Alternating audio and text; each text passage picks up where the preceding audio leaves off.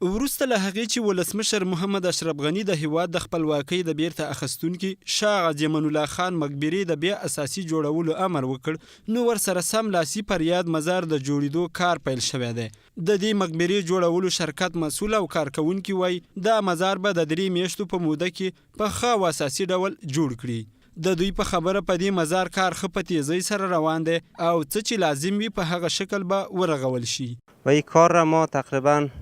2 هفته میشه شروع کردیم و انشالله کوشش داریم تا 3 ماه کاری کار را به پایان برسانیم، ختم کنیم. رفع خطر میکنیم جایی که بسیار خطرناک شده در حال افتادن است و اونا را استحکام کاری میکنیم. دا کار به ډیر په ښه اساسي ډول سره وشي او په جوړ شي او ان شاء الله موږ سره ښه کارکوونکي او په کومه سیستم چې په هغه پخواني سیستم به بیرته دا کار موږ ښه اساسي تر سره ورسو او موږ ان شاء الله لګي چې غواړو چې ښه کار وشي او ښه کار تر سره شي. ځکه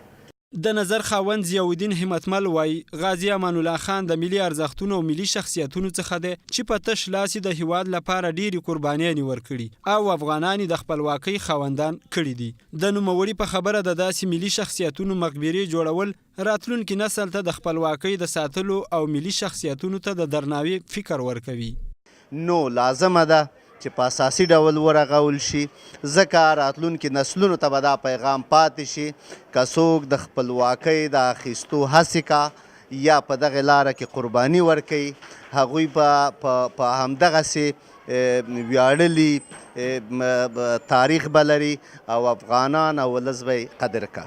جلال آباد خاریان وایي خوښ دي چې په ننګرهار کې یو ځل بیا د خپلواکۍ د اتل شاه غازي امان الله خان مقبره په اساسي ډول رغول کیږي، خو غوښتنه کوي چې باید جوړونکي شرکت کارونه په ښه او اساسي ډول ترسره کړي. نو موږ غواړو چې دا به په اساسي شکل جوړ شي، په دې خاطر باندې چې دوی لپاره کومه بودیجه مثال تصویب شوې ده، مثال جمهور رئیس امر کړی دی، دې خاطر باندې باید ښه منظمه برابره شي او غازي امان الله خان چې دی هغه د افغانستان لپاره غټه قرباني ورکړې ده. د افغانستان استقلال چې دی هغه خپل غازي امان الله خان ماخسته دی. غازي امان الله خان د افغانستان لپاره ډېرې قربانیانې ترسره کړي او د موږ غوښتنه دغه ده چې دغه مقبره چې اوس جوړیږي دا ډېر په اساسي شکل جوړه شي. شاه غازي امان الله خان د معاصر افغانستان بنسټګر او له انګریزانو څخه د خپلواکۍ د بیرته اخیستلو اتل دی چې په دې وروستیو کې مقبره زیانمنه شوې او ولسمشر غني د بیا رغېدو امر کړی چې اوس مهال د رغېدو چارې ښې په تیزۍ سره روانې دي.